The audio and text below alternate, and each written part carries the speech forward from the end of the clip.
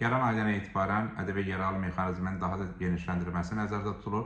Belə ki, vergi məcəlləsinə edilən dəyişikliklərə əsasən iyulun 1-dən etibarən mədəniyyət sektorunda olan bir sıra xidmətlər üzrə ödənilən əlavə dəyər vergisinin 50%, yəni yarısı geri qaytarılacaq.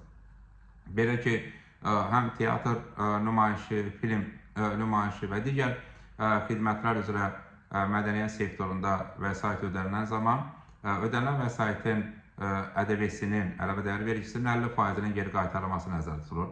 Eyni zamanda paralel olaraq mədəniyyət sektorunda vergi güzəştlərinin genişləndirilməsi də nəzərdə tutulur. Belə ki, 5 il müddətində torpaq vergisinin azad olma, mənfəət verəcək gəlirin 90%-nə güzəştin tətbiq edilməsi artıq vergi məcəlləsində öz əksini tapıb. Məqsəd mədəniyyət sektorunun dövlət tərəfindən daha yaxından dəstəklənməsinə nail olmaqdan ibarətdir. Bu nəticə etibarilə bu sektorda dövriyyənin artmasına, eyni zamanda sektorda xidmət və məhsulların əlçatanlığının yüksəlməsinə gətirib çıxaracaq.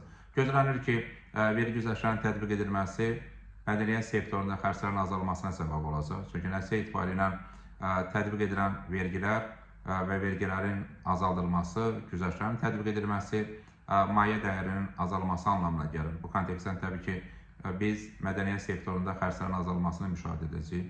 Bu da təbii ki, sektorun inkişaf baxımından vacibdir.